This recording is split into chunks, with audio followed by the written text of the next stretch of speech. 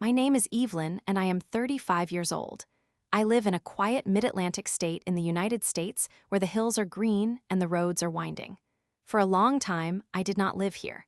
I spent over 10 years living overseas in a very different culture with a very different way of life. I moved away when I was young to find adventure, and I found it in a beautiful country across the ocean. While I was there, I met the man who would become my husband. He is a kind and gentle soul who grew up in a world that is nothing like the American suburbs. We built a life together there, but life has a way of pulling you back to where you started. My mother passed away a little over a year ago, and it broke my heart. She left me her house, which is a sturdy old place filled with memories of my childhood. I felt a duty to come back and take care of her legacy. My husband, who I will call Omar, decided to come with me. He wanted to support me in my grief and see the place where I grew up. However, moving to a small town in a mid-Atlantic state was a massive shock for him. He had spent his whole life in a bustling city where the food was always fresh and followed specific religious rules. Omar is a practicing Muslim, and he only eats meat that is prepared in a certain way called halal. In the big city overseas, this was easy. Every corner had a butcher who knew exactly what to do. But in my hometown, things were very different. We found ourselves in a place where the closest halal market was nearly 2 hours away. This created a huge problem for our daily life. Omar is a man who loves to cook, and food is his way of feeling connected to his home. Without the right meat, he felt lost and hungry in a way that was more about his spirit than his stomach. He tried to be a good sport about it, but I could see the sadness in his eyes every time we went to the local grocery store.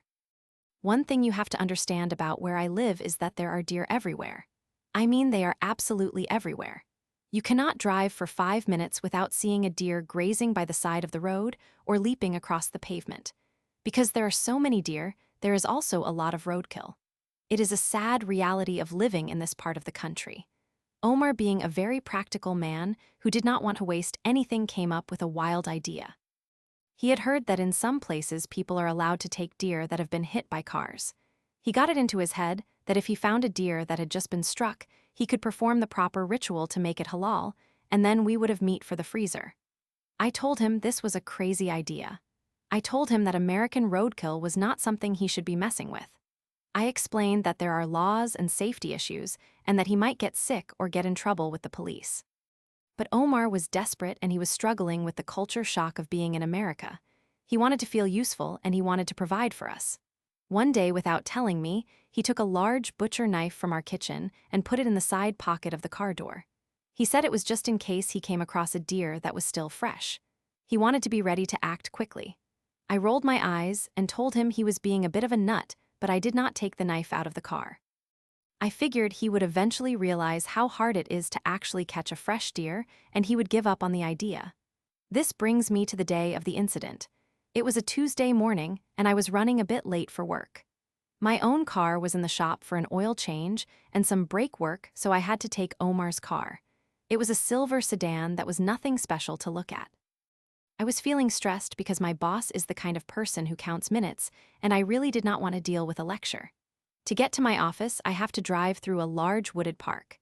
The road through the park is 2 lanes, and it is very beautiful, but people often drive much slower than the speed limit because they are looking at the trees or the birds. On this morning, I got stuck behind a car that was going very slow. The driver was wandering all over the lane and tapping their brakes for no reason.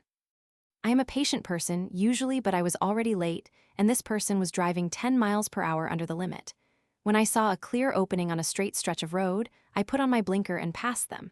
It was a clean pass, and I did not cut them off or do anything aggressive. I just wanted to get to work. I moved back into my lane and kept driving until I reached the edge of the park where the first red light is located. I pulled up to the light and came to a stop. I was thinking about my to-do list for the day and wondering if I had remembered to pack my lunch. Suddenly, my entire car lurched forward with a loud thud. My head snapped back against the headrest, and I gasped in shock. My first thought was that something had gone wrong with the car. Maybe the transmission had failed or the clutch had slipped in a weird way. I looked at the dashboard to see if any warning lights had come on, but everything looked normal. Then it happened again. Another hard jolt that pushed my car forward a few inches. This time, I heard the sound of metal hitting plastic. I looked in my rearview mirror, and my heart started racing.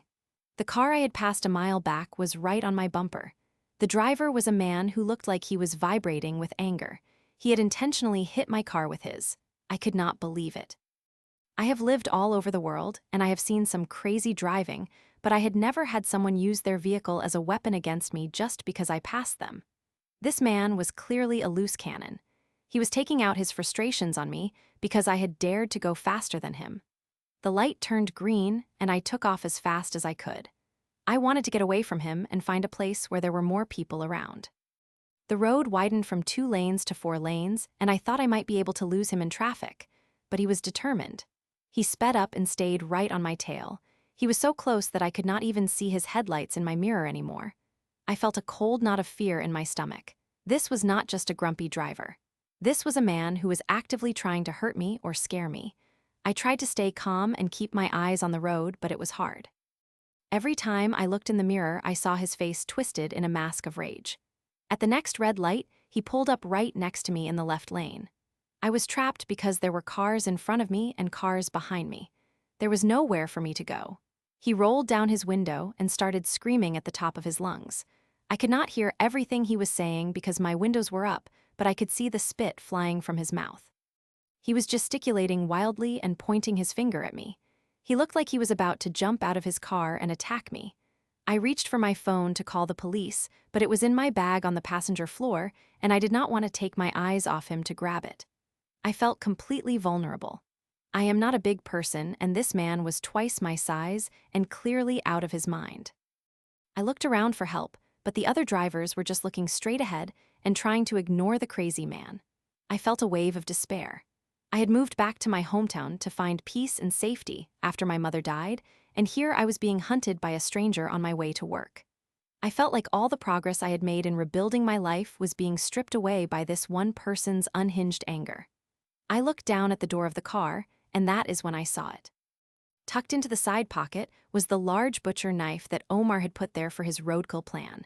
It was a heavy professional grade knife with a long, sharp blade that caught the morning sun. A strange thought popped into my head. I realized that this man did not know me. He did not know that I was a normal woman who worked in an office and liked to knit. He only saw what I showed him. In that moment, I decided I was done being the victim. I was done being afraid of this bully who thought he could push me around because I was a woman alone in a car. I reached down and grabbed the handle of the knife. It felt heavy and cold in my hand. I took a deep breath and turned my head toward him. I did not just look at him. I transformed. I have always been told that I can look very intense when I am angry. I decided to lean into that. I put on the most demented and terrifying face I could possibly imagine. I thought about those horror movies where the villain looks like they are possessed by something evil. I opened my eyes as wide as they would go, and I pulled my lips back into a wide, creepy smile that did not reach my eyes. I wanted to look like a person who had completely lost their mind. I held the butcher knife up so he could see it clearly. I did not just hold it, though. I started jabbing it into the air in his direction, using vicious downward strokes. I made it look like I was stabbing an invisible enemy. I kept that terrifying smile on my face, and I started laughing even though he could not hear me. I wanted him to think that if he even touched my car again, I would come out of that vehicle like a whirlwind of blades. The man's reaction was almost instantaneous. His face went from bright red to a ghostly white in less than a second. His mouth dropped open, and he stopped shouting. He looked at the knife, and then he looked at my face, and I could see the moment he realized he had picked the wrong person to mess with. He thought he was the predator, but I had just shown him that I was the one who was truly dangerous. He looked absolutely terrified. He gripped his steering wheel so hard his knuckles turned white. The light had not even turned green yet, but he did not care. He floored it, and his tires screeched as he sped through the intersection, nearly hitting a car that was turning left. He took off like a bat out of hell, weaving through traffic and disappearing into the distance as fast as his engine would allow. I sat there for a second, and then I started to actually laugh. It was a deep belly laugh that came from a place of pure relief and satisfaction. I had won. I had taken his power away and used it against him. I put the knife back into the door pocket and took a few deep breaths to calm my heart rate. When the light finally turned green for real, I drove slowly and carefully. I turned off the main road at the next opportunity and took a back way to my office just to make sure he was not waiting for me somewhere. I arrived at work 10 minutes late, but I did not care. My boss could yell at me all she wanted because I felt like I was on top of the world. All day long, I couldn't stop thinking about the look on that man's face. He had spent his whole morning trying to make me feel small and scared, and I had ended it by making him feel like he was in a horror movie. It was the most satisfying revenge I had ever experienced. When I got home that evening, Omar was in the kitchen trying to make a stew with some chicken we had found at a specialty shop an hour away. He looked tired and a bit discouraged about his halal meat situation. I walked over to him and gave him a big hug. I told him thank you for being a little bit crazy. He looked confused and asked me what I meant. I sat him down and told him the whole story. I told him about the slow driver and the bumping and the rage. And then I told him about the knife. I told him how I had used his roadkill knife to scare away a monster. Omar started laughing so hard he had to sit on the floor. He thought it was the funniest thing he had ever heard. He told me that he was glad the knife was good for something even if he had not found any deer yet. We sat in the kitchen of my mother's old house and laughed together for a long time. It was the first time since moving back that I felt like I truly belonged here again. I realized that I did not have to be a victim of anyone's anger or the stresses of moving. I had the strength to protect myself and the humor to see the absurdity in the situation. I still have that knife in the car door. Omar never did find a fresh deer, and eventually we found a grocery store that started carrying a small selection of halal meat, so he did not have to worry about it anymore. But I told him we are keeping the knife right where it is. It is not there for deer anymore. It is there as a reminder to me that I am strong and that I can handle whatever the world throws at me. Every time I drive through that park, I think about that man. I wonder if he still drives like a jerk or if he learned his lesson. I like to think that every time he sees a silver sedan, he gets a little chill down his spine and remembers the woman with the butcher knife and the scary smile. It makes me happy to think that I might have made the roads just a little bit safer by giving a bully the fright of his life. I learned that day that sometimes you have to fight crazy with a little bit of your own crazy. It was a lesson I will never forget. Life in the Mid-Atlantic can be quiet and slow, but it has its moments of excitement. I am glad I came back home. I am glad I have a husband who has wild ideas, and I am glad I have a big butcher knife in my car door. It gives me a sense of peace knowing that I can take care of myself. The house feels more like mine now, and the memories of my mother are filled with more joy than sadness. I think she would have laughed at the story too. She was a tough woman who did not take any nonsense from anyone, and I think she would be proud of how I handled myself. So if you are ever driving in my state and you see a woman in a silver sedan passing you, just remember to be polite. You never know what she might have in her door pocket, and you definitely do not want to see her demented smile. I am just a normal person living a normal life, but I have a secret weapon, and I am not afraid to use it if I have to. The revenge was petty perhaps, but it was perfect. It did not involve lawyers or police or long drawn-out fights. It was just one moment of standing up for myself and watching a bully run away in fear. That is the best kind of revenge there is. I still chuckle every time I think about it. It has been a few years now, but the memory is as fresh as that morning air in the park. I have become much more confident in my daily life. When things go wrong at work, or when I feel overwhelmed by the house repairs, I just think about the knife. I think about the power I felt when I stopped being afraid. It changed me in a way I did not expect. I am not just Evelyn the office worker or Evelyn the grieving daughter.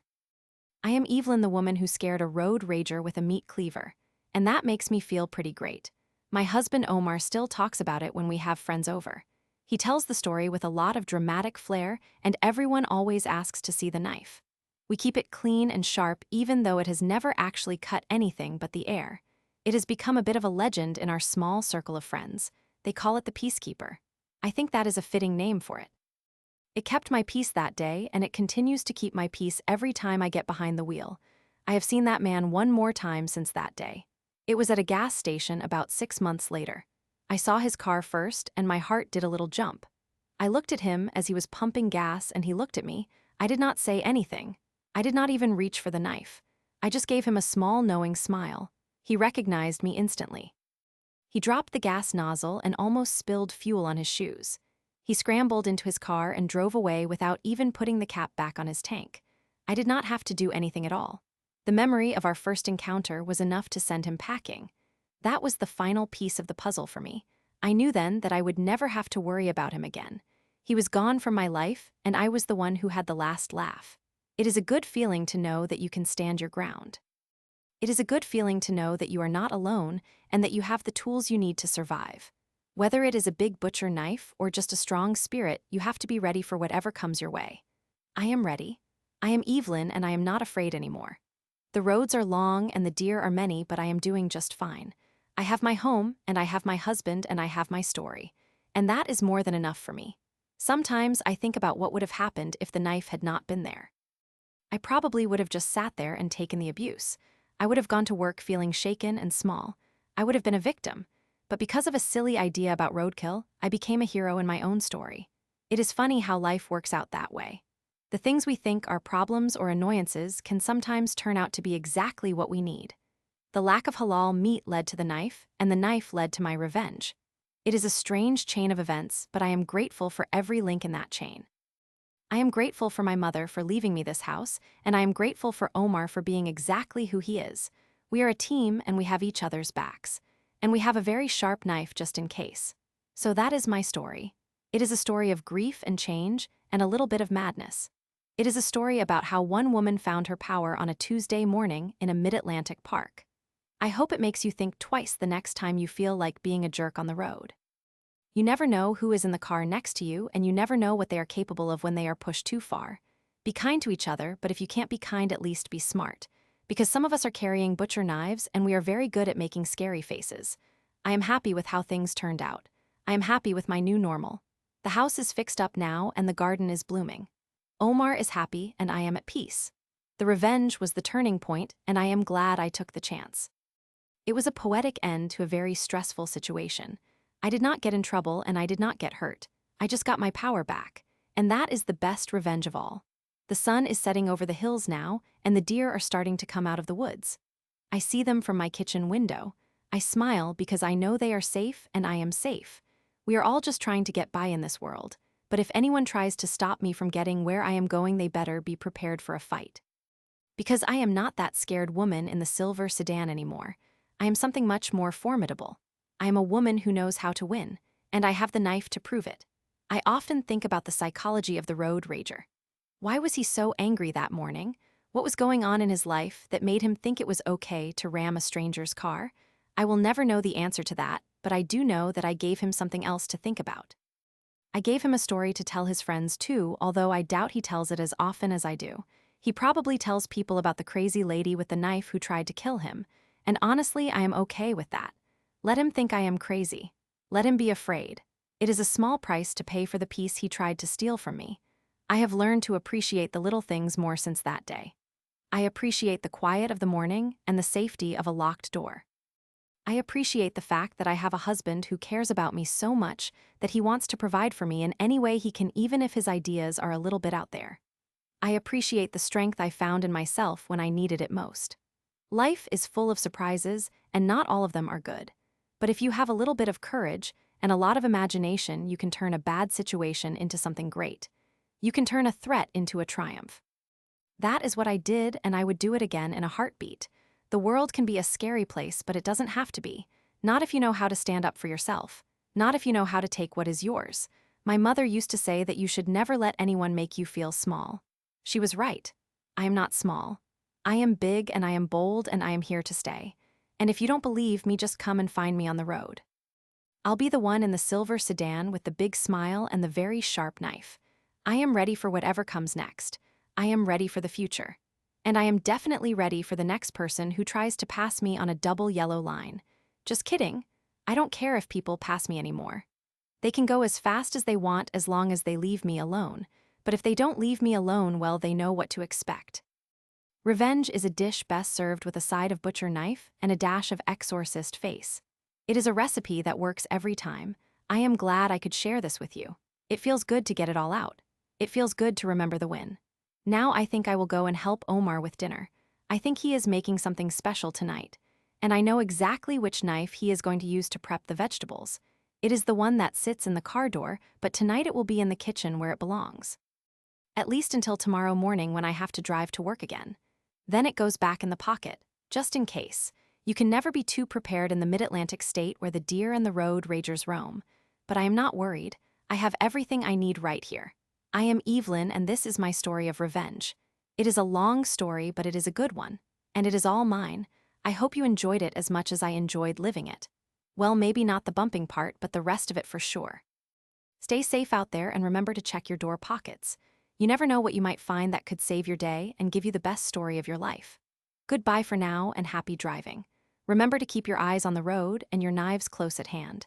You just never know when you might need to show someone your best scary face. It is a skill every woman should have, and I am a master of it. So watch out, world, because Evelyn is on the move and she is not taking any more nonsense from anyone. Not today and not ever. I am the hero of my own story and I am going to keep it that way.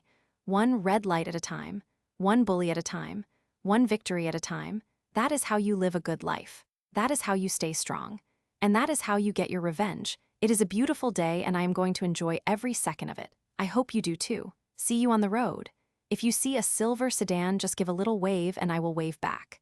With my hand, not the knife, unless you deserve it. But I'm sure you don't. You seem like the nice kind of driver. The kind who knows how to pass with care. And that is the kind of person I like, so have a great day and keep on driving. I'll be doing the same, with a smile on my face and a sharp blade by my side, just the way I like it. Life is good and revenge is sweet. And that is the truth. The whole truth and nothing but the truth. Amen to that. I am done now. Really done. No more words, just the road ahead and the memories behind. And a very bright future for me and Omar and our little house in the hills. The end, or maybe just the beginning, who can say? Only time will tell. But for now I am happy and that is all that matters. Thank you for listening to my story. It means a lot to me. I hope it inspires you to find your own strength and your own way of dealing with the bullies of the world. You can do it. I know you can. Just look inside yourself and you will find the knife you need. Figuratively speaking, of course. Unless you actually need a real one, then go to the kitchen and get the biggest one you have. It works wonders. Trust me, I know from experience.